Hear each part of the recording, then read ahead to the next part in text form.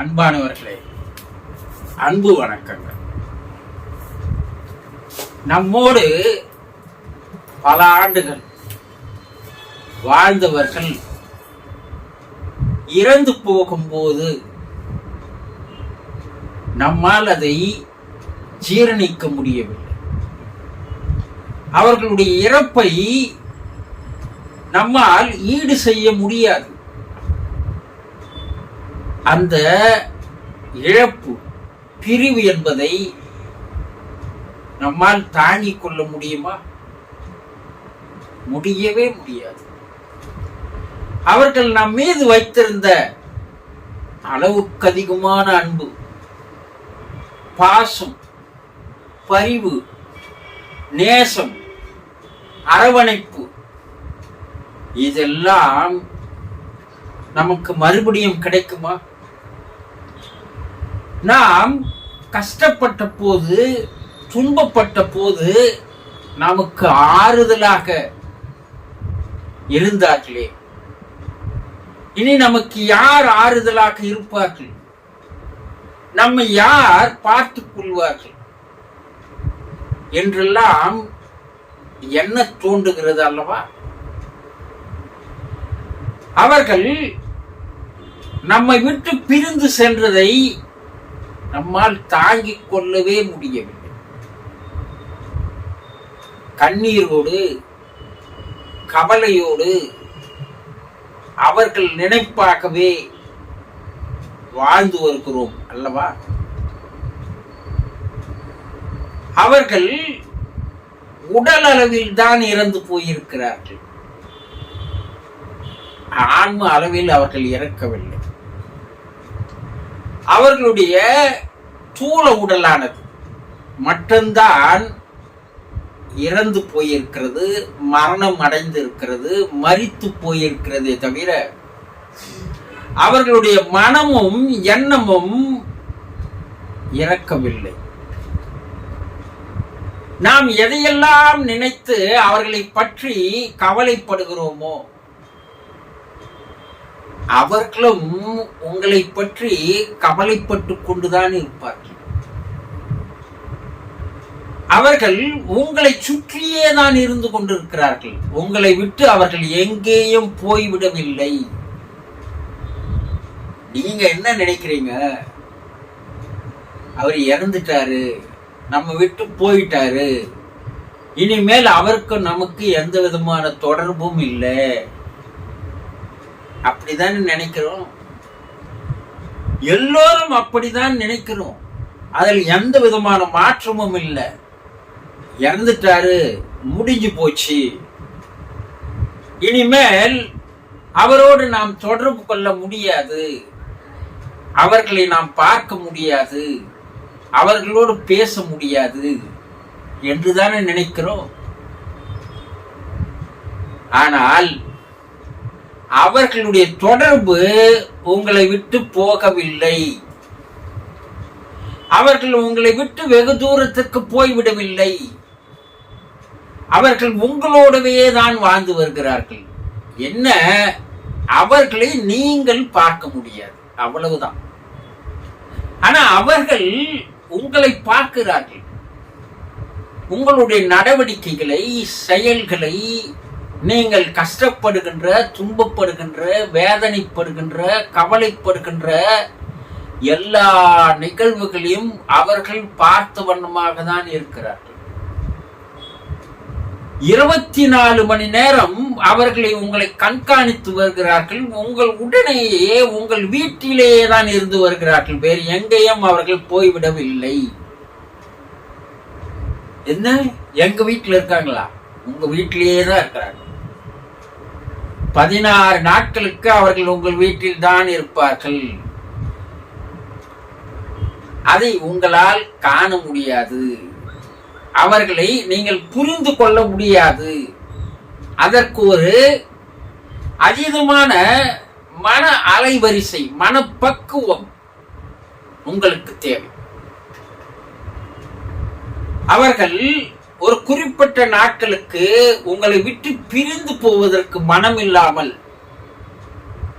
உங்களோடவே இருந்து வருவதற்கு தான் அவர்கள் ஆசைப்படுகிறார்களே தவிர அவர்களை உங்களை விட்டு உடனடியாக போய்விட விருப்பப்படுவதில்லை. பல ஆண்டுகள் ஒன்றாக இருந்த அந்த பற்று, அந்த பாசம், அந்த அன்பு உடனடியாக துண்டித்துக் கொள்ள முடியுமா? முடியாது. அதனால் அவர்கள் உங்கள் வீட்டிலேயே தான், உங்களோடவே தான் இருந்து வருகிறார்கள். அப்ப அதை நாங்க எப்படி கண்டுபிடிப்பது? அவர்கள் எங்களோட தான் இருக்கிறாங்கன்றீங்க, ஆனா எங்களுக்கு தெரியவில்லையே என்று நீங்கள் கேட்கலாம். அவர்கள் உங்களோடு இருப்பதற்கு சில அறிகுறிகளை பல்வேறு ஆராய்ச்சிகளுக்கு அப்பால் தெளிவாக எடுத்து கூறுகிறார்கள். ஆதி காலம் முதல் கொண்டே கூறி வருகிறார்கள். அது புராணங்களில், உபநிடதங்களில், மறைநூல்களில் எல்லாம் தெளிவுபட எடுத்து கூறியிருக்கிறார்கள். ஆனா நாம் அதை தெரிந்து கொள்வதில் ஆர்வப்படுவதில்லை. முடிச்சுட்டு இறந்து போயிடுச்சு, அவர் உடலை எடுத்துட்டு போயிட்டாங்க, முடிஞ்சு போயிடுச்சு, அவருக்கும் நமக்கு இருக்கிற உறவு முடிஞ்சு போச்சுன்னா நீங்க எல்லோரும் நினைக்கிறீங்க இல்லையா? அது மிகப்பெரிய தவறு. அவர் உங்களை விட்டு போகவில்லை, உங்களோடு உங்கள் வீட்டிலேயே தான் வாழ்ந்து வருகிறார், உங்களால் காண முடியவில்லை. அப்ப நாங்க அதை எப்படி கண்டுபிடிப்பது? உங்கள் வீட்டுக்குள் அடிக்கடி ஒரு பட்டாம்பூச்சியானது வந்து சுற்ற ஆரம்பித்தால் அந்த ஆன்மா உங்கள் வீட்டில் இருப்பதற்கு உண்டான அறிகுறி அதுதான். உங்க வீட்டுக்குள்ள பட்டாம்பூச்சிங்க வந்து சுத்த ஆரம்பிச்சதுன்னா அவர்கள் இருப்பதற்குண்டான முதல் அறிகுறி அது. சரி, உங்க வீட்டை சுத்தியே பூனைகளும் நாய்களும் வந்து சுற்றி கொண்டே இருந்தால், நீங்கள் வீட்டில் ஒரு பூனையோ நாயோ வளர்த்தால் அவர்கள் எங்கு அதிகமாக அமர்ந்து பேசுவார்களோ, எங்கு அவர்கள் படுத்து உறங்குவார்களோ அந்த இடத்திலேயே அந்த ஜீவராசிகள் அங்கேயே போய் படுத்து கொண்டு இருந்தால், நம்ம என்னதான் வெளியே கூப்பிட்டு வந்தாலும், என்னதான் கவனித்தாலும், அந்த பூனையோ நாயோ இறந்து போனவர் எங்கே படுத்து உறங்கினாரோ அங்கேயே போய் படுத்து கொண்டால் அந்த ஆன்மா அந்த வீட்டில் தான் இருக்கிறது என்பதற்குண்டான அறிகுறி. என்ன, அவர் வாழும்போது அந்த ஜீவராசிகளை தன்னோடு வைத்துக் கொண்டிருப்பார், அன்பு பாராட்டி இருப்பார். அவர் அமர்ந்திருக்கும் போது அவர் மடியில் அமர்ந்திருக்கலாம், அவர் படுக்கும் போது அவரோடு சேர்ந்து படுத்து தூங்கி இருக்கலாம். அதனால் அந்த ஆன்மா அதனுடைய கண்களுக்கு தெரிகிறது.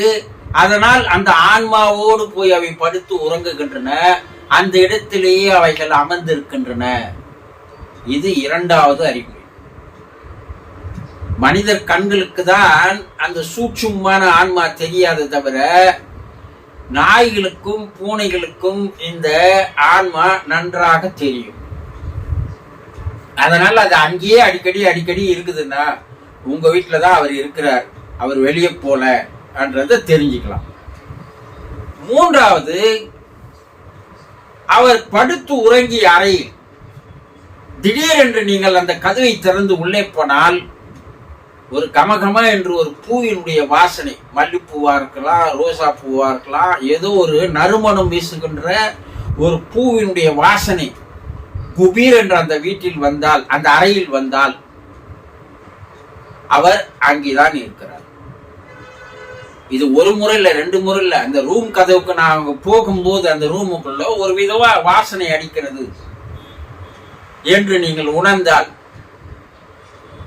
நீங்கள் அந்த ஆன்மா அந்த அறையில் தான் வாழ்ந்து கொண்டிருக்கிறது என்பதை தெரிந்து கொள்ளலாம்.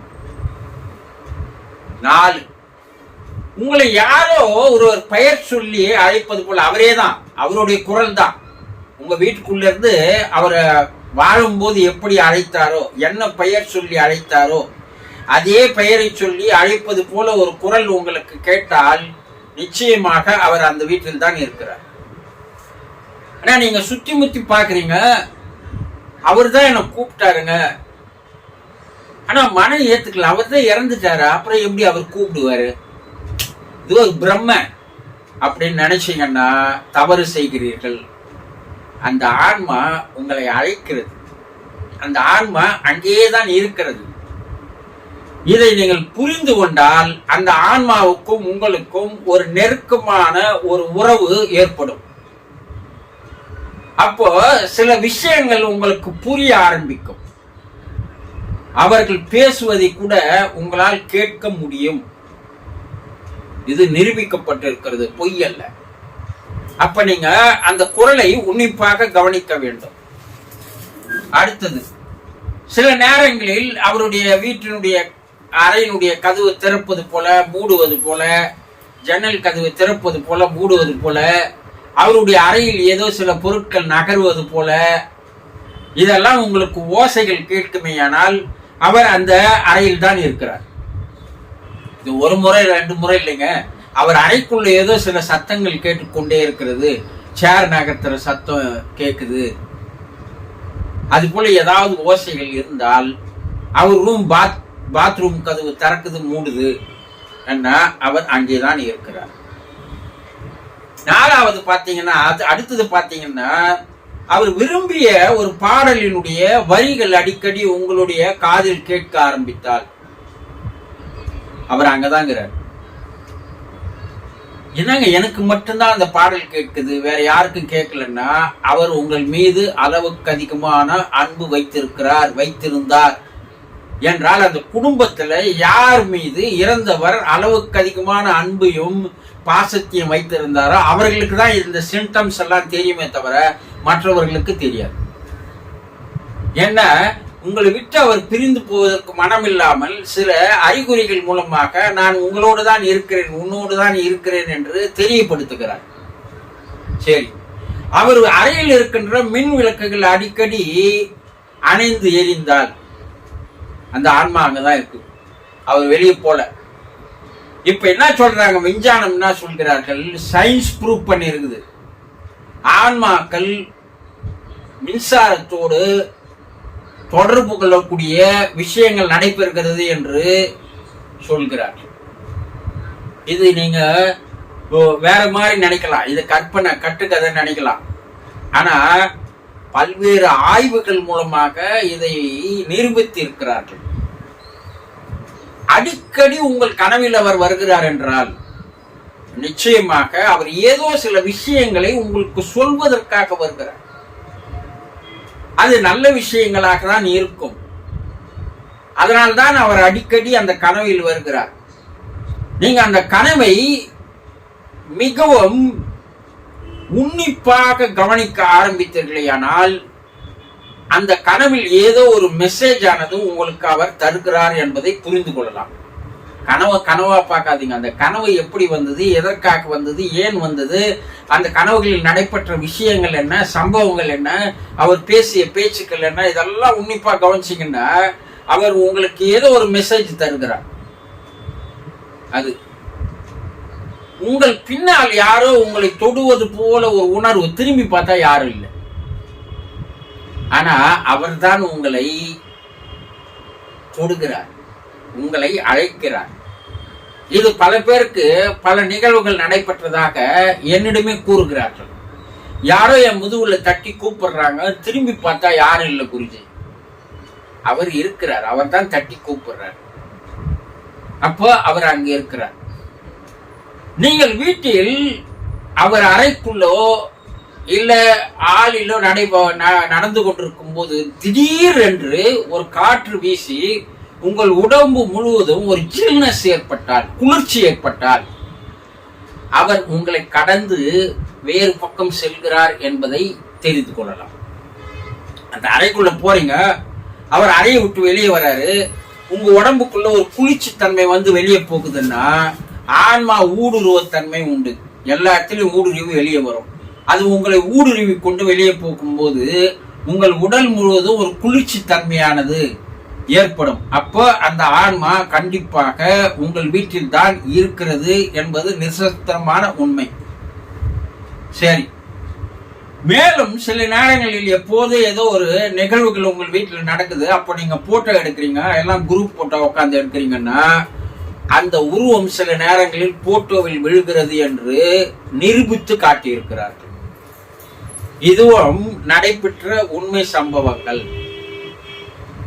ஒரு பொருளை ஒரு இடத்துல வைக்கிறீங்க, திடீர்னு அந்த இடத்துல வந்து அந்த பொருளை பார்த்தா அந்த பொருள் அந்த இடத்துல இருந்து அந்த பொருள் வேறு இடத்துக்கு மாற்றி வைக்கப்பட்டிருக்கிறது என்றால் நிச்சயமாக அவர் உங்க வீட்டில் தான் இருக்கிறார். இதெல்லாம் அந்த ஆன்மாவானது உங்களுடைய வீட்டிலேயே வாழ்ந்து கொண்டிருக்கிறது, வசித்துக் கொண்டிருக்கிறது, உங்களோடு தான் இருந்து கொண்டிருக்கிறது. அது சில நேரங்களில் உங்களுக்கு சில மெசேஜை தருகிறது, செய்திகளை தருகிறது, சில நேரங்களில் பேசுகிறார்கள். இதையெல்லாம் புரிந்து கொள்வதற்கு, அறிந்து கொள்வதற்கு உங்களுடைய மனம் அவர்களையே நினைத்தவாறு அவர்கள் நம்ம வீட்டில தான் வாழறாங்க என்ற எண்ணத்தோடு நீங்கள் இருந்து கொண்டே இருந்தால் சில நாட்களில் அவருடைய செய்திகள் எல்லாம் உங்களுக்கு புரிய ஆரம்பித்துவிடும். இதற்கு நம்பிக்கை தான் மிக மிக மிக முக்கியம். அவர் எங்க வீட்டில தான் இருக்கிறாருங்க என்ற ஒரு நம்பிக்கை இருந்து விட்டால் நீங்கள் அவர் வாழ்ந்த போது எப்படியெல்லாம் அவர் வாழ்ந்தாரோ, அவரோடு நீங்கள் எப்படியெல்லாம் பழகினீர்களோ அதே போல அவர் இருப்பது போல நினைத்து கொண்டு அதே போல வாழ்ந்து வருவீர்களானால் அவர் உங்களுக்கு பல செய்திகளை தருவதை நீங்கள் புரிந்து கொள்ள முடியும்.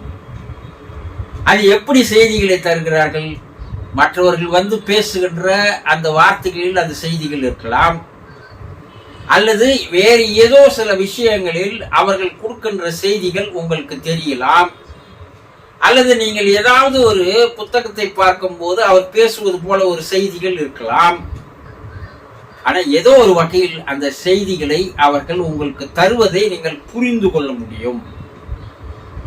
இதையெல்லாம் நீங்கள் அந்த ஆன்மாவோடு ஒன்றி இணைகின்ற அந்த மனப்பக்குவம், அந்த மனப்பயிற்சி உங்களுக்கு ஏற்பட்டு விட்டால் அந்த ஆன்மா இருக்கின்ற வரை உங்களோடு இருந்து கொண்டுதான் இருக்கும்.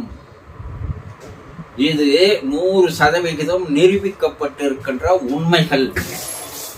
இதை சரியாக புரிந்து கொண்டு அவர் எங்கேயோ போய்விட்டார், உங்களை விட்டு போய்விட்டார் என்பதை முதலில் விட்டுவிடுங்கள். அவர் உங்களோடு தான் வாழ்ந்து வருகிறார். புரிந்து கொண்டீர்களா? சந்தோஷம். வணக்கம்.